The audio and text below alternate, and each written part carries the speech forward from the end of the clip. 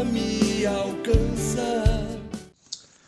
Louvado seja o nosso Senhor Jesus Cristo, para sempre seja louvado, em nome do Pai, do Filho e do Espírito Santo. Amém. Bom dia, amados irmãos e irmãs, que alegria estarmos juntos nessa manhã.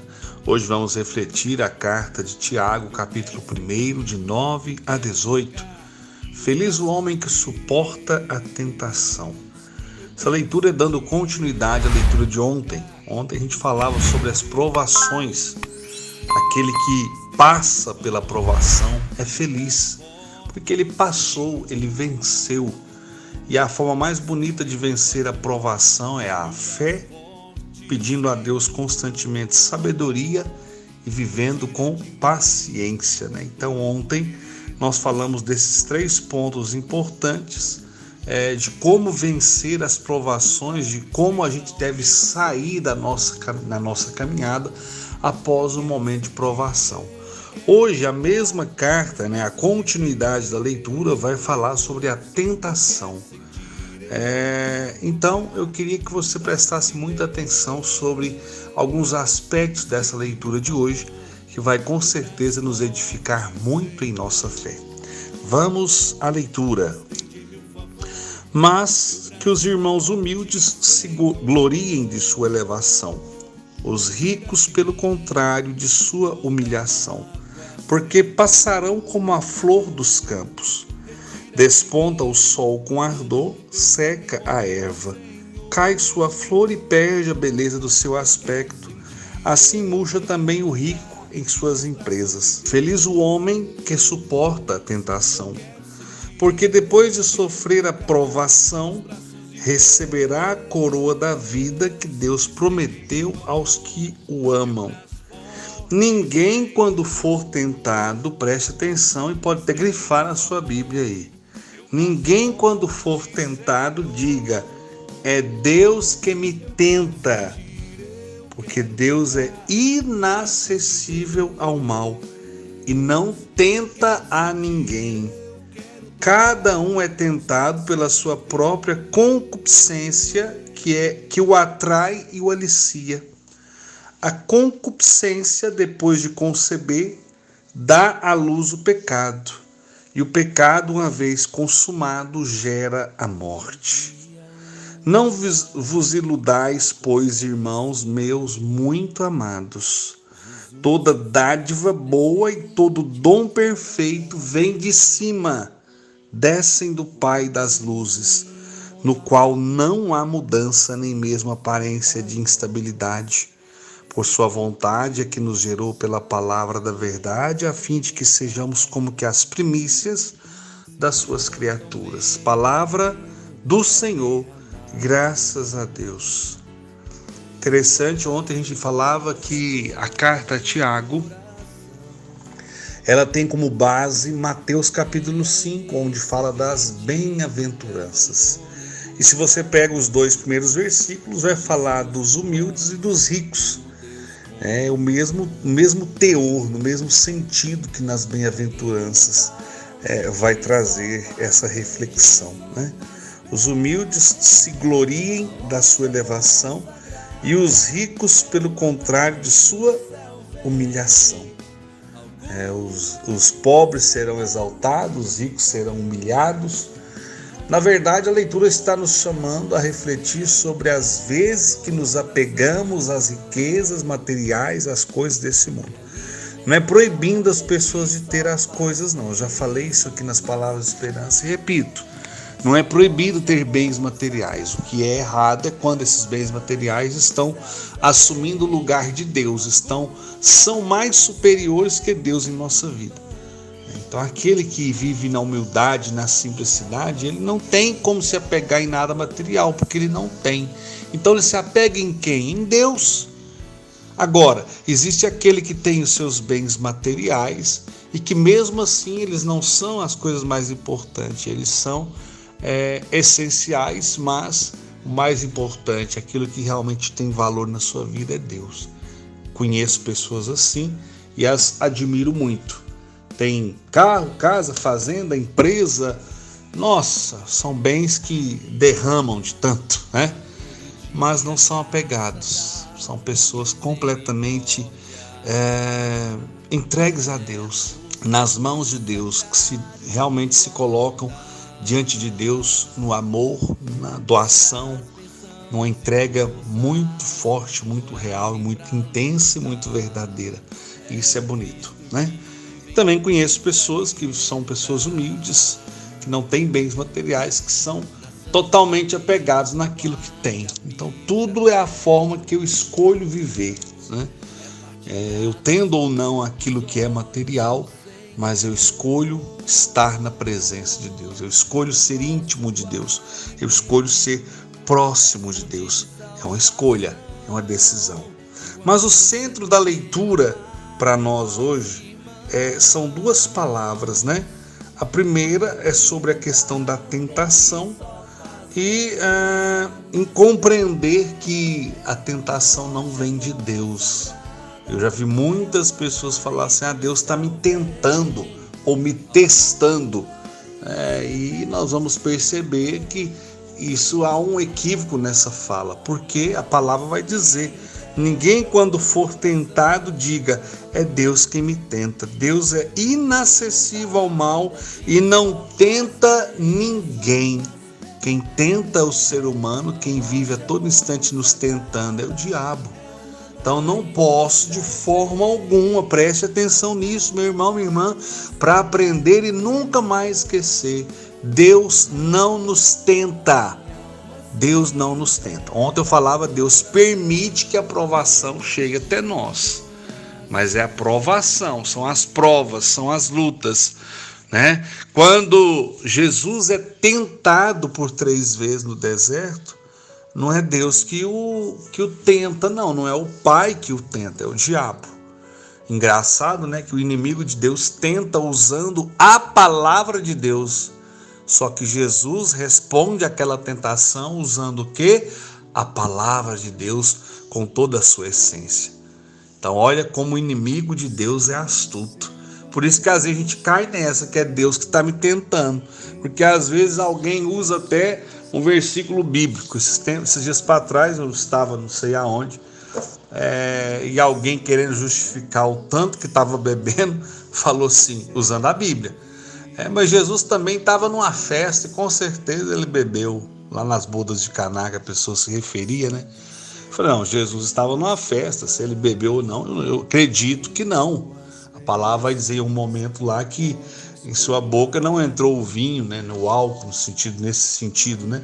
Apesar que o vinho era algo tão natural, a forma de ser fabricado era muito diferente da de hoje. Acredito que era mais um suco de uva fermentado do que um vinho com a quantidade, às vezes, de álcool que nós temos hoje. Pois bem, o assunto não é esse.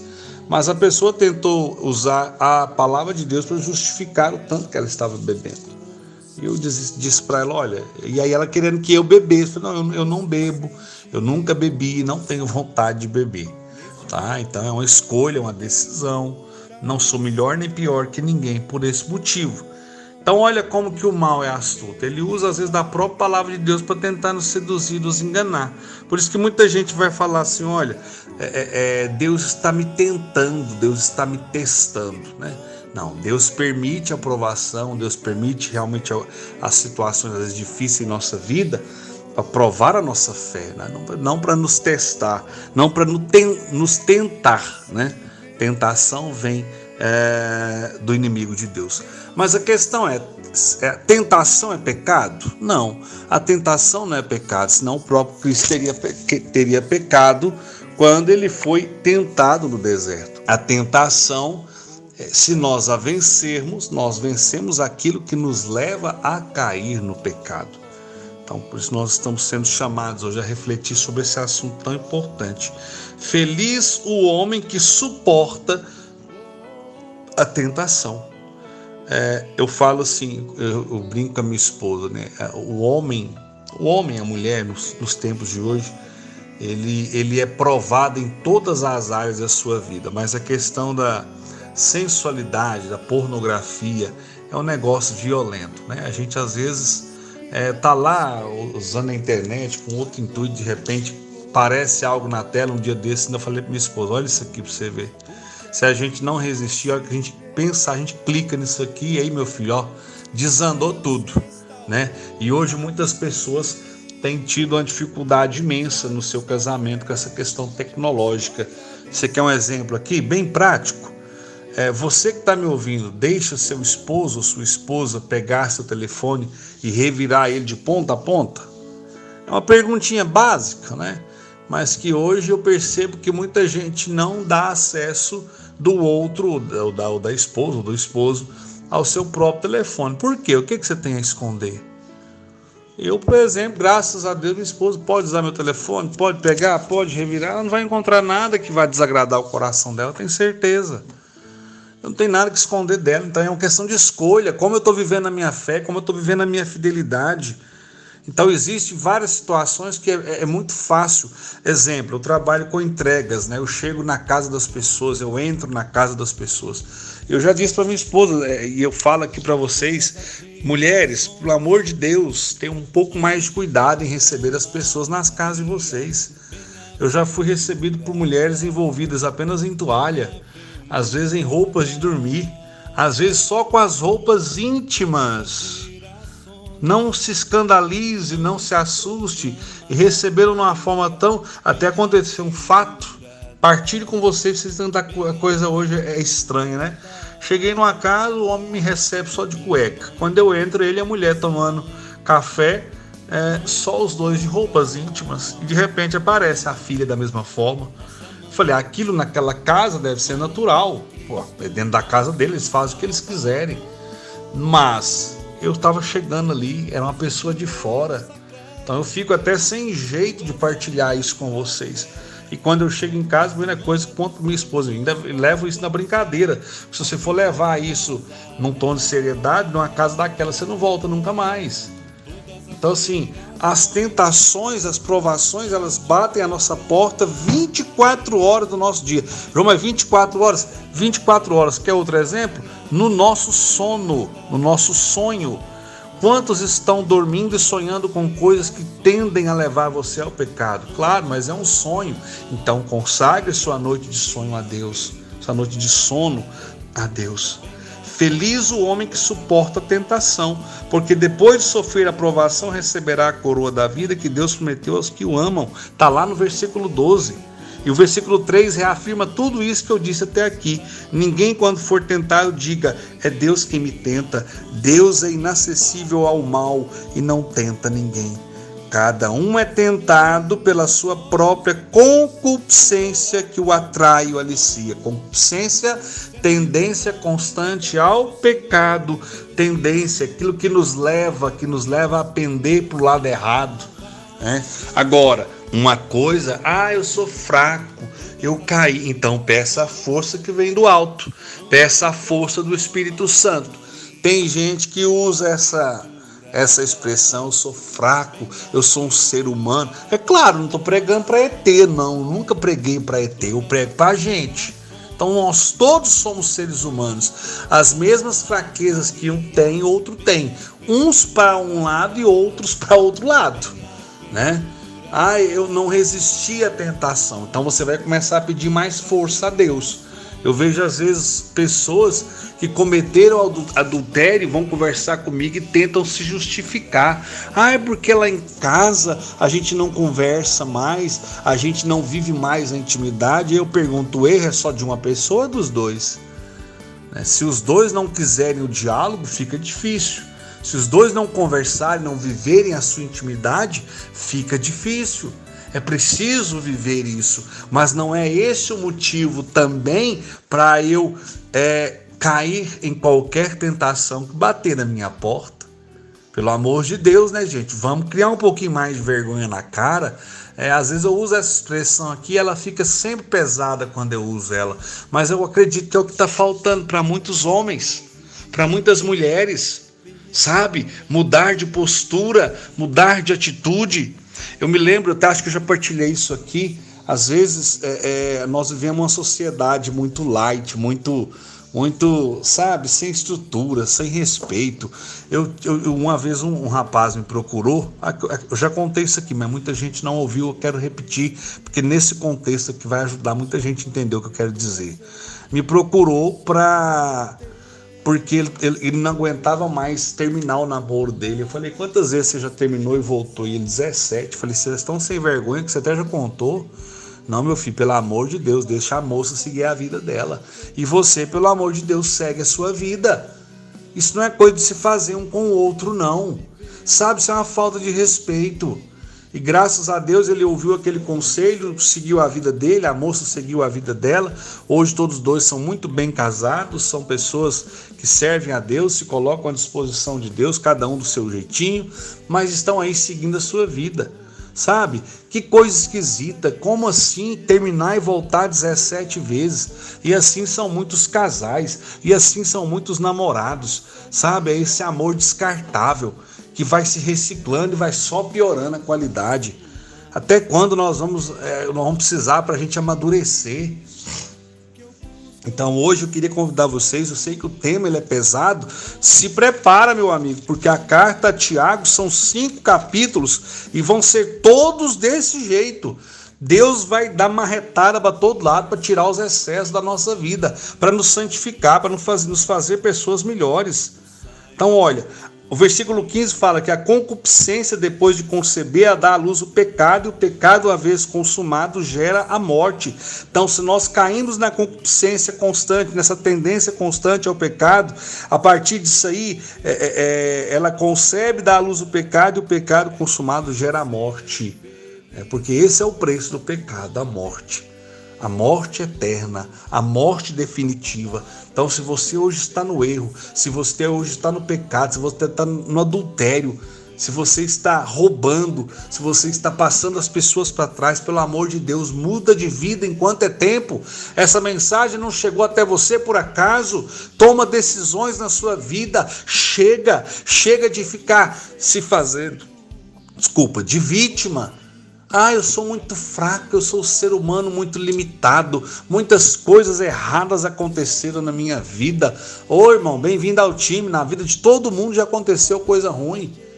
Mas não usa disso como uma grande desculpa esfarrapada para continuar, permanecer no pecado, porque o pecado que você vive hoje pode ser a porta que está se alargando para te conduzir ao inferno. Então, pelo amor de Deus, ouve essa palavra de hoje, toma consciência do seu pecado, procura um sacerdote, faça uma boa confissão e muda de vida. Não permita que essa situação que você está vivendo continue te arrastando para o inferno. Pelo amor de Deus, vamos vencer a tentação, vamos vencer aquilo que está batendo à nossa porta. Homens, sejam mais santos. Mulheres, sejam mais santas. Jovens, sejam mais santos. Senhores, senhoras, sejam mais santos. Desculpa o que eu vou dizer aqui agora. Eu não tenho nada com a vida de ninguém. Cada um faz do seu corpo o que quiser, como vai prestar contas a Deus também daquilo que fez. Mas antigamente, e eu vou dizer de partilhas que eu ouço, tá, gente? Não é invenção da minha cabeça, não. Antigamente as senhorinhas, elas pegavam o terço e iam rezar. Rezar pelos jovens, rezar pelos casais. Hoje as senhorinhas estão tatuando terço no corpo. Deixa eu te contar uma coisa. Tatuar terço no corpo não ajuda ninguém em nada, viu? Tatuar terço no corpo e não rezar não muda a vida de ninguém, tá? Então, para com essas desculpas esfarrapadas. Se quer fazer uma tatuagem, faz outra coisa, se vira para lá. Mas às vezes aquela tatuagem que você está fazendo tá levando os outros a pecar muito mais. Hoje virou moda. Hoje, se você for num tatuador, os símbolos católicos são os que mais são tatuados pelo corpo. João, mas já que vai fazer uma tatuagem, é melhor isso do que uma caveira. Para mim, gente, não vai mudar nada. Cada um faz o que quiser, responde a Deus pelo que quiser. João, mas os padres hoje falam que pode. Não, gente, não estou entrando nesse mérito, não. Estou apenas usando um exemplo aqui para você entender o quanto as coisas estão se tornando sérias. Quando eu entrei na renovação carismática, a gente pregava, como está lá em Levítico, que isso era um grande pecado, porque nós estamos manchando o nosso corpo, que é templo do Espírito Santo. Então, se você concorda comigo, se não concorda, eu não estou esquentando muito a cabeça, não. Porque não adianta, que é a voz que clama no deserto, né? Essa é a expressão mais correta para os pregadores de hoje. Porque, às vezes, tem que acabar concordando com isso, porque senão vai perder até fiéis, né? Eu não tenho seguidor a mim mesmo, não estou pedindo que ninguém me segue. Eu tenho que pregar a palavra. Se vai gostar, se não vai, problema de quem está ouvindo. Mas eu queria muito que essa palavra hoje chegasse até você. Ao invés de tatuar um terço no corpo, um crucifixo no corpo, faz isso não, para de perder tempo, para de gastar dinheiro. Eu não tenho dinheiro, mas para essas podriqueiras tudo tem, né? Então, pega o terço e vai rezar. Pega a tua cruz, coloca no teu peito, testemunha que você é um cristão de verdade, mas não vai usar aquilo que é sagrado para falar que você ama a Deus, que você segue a Deus. Não faz isso não, viu? Faz isso não. Hoje eu tenho certeza que é um bocado de gente que vai sair aqui do grupo Palavra de Esperança. Tem problema não. Tem gente que não vai me ouvir mais. Não tem problema. Não estou preocupado com isso. Estou preocupado com que as almas se salvem. E se me perguntar 10 vezes eu vou dar a mesma resposta. Nós precisamos colocar a nossa vida por inteiro nas mãos de Deus. Vencer a tentação. Esse mundo que nós estamos vivendo hoje, que tudo pode estar levando muitas almas à perdição eterna. E eu não quero ser o pregador que vai omitir essa verdade, deixar de pregar essa verdade, porque depois um dia eu vou prestar contas a Deus. Então eu prefiro que muitos às vezes fiquem até chateados comigo do que a verdade não ser pregada. E se preparem. Até o final desses 5 capítulos de Tiago, irmãos, se preparem. A palavra vai ser pregada na sua essência. Glórias ao Pai, ao Filho e ao Espírito Santo, como era no princípio, agora e sempre. Amém. Ave Maria, cheia de graça, o Senhor é convosco. Bendita sois vós entre as mulheres, bendito é o fruto do vosso ventre, Jesus. Santa Maria, Mãe de Deus, rogai por nós, pecadores, agora e na hora de nossa morte. Amém. Estou aqui olhando os títulos. Amanhã, princípios morais. Depois fala da caridade igual para todos, a fé sem obras é morta, pecados da língua, más paixões. Você está preparado para acompanhar a leitura de Tiago? Sede santos como Deus é santo, em nome do Pai, do Filho e do Espírito Santo. Amém. Bom dia. Pois só tu tens, Senhor, palavras de esperança, teu amor, Senhor, e tua graça me alcança.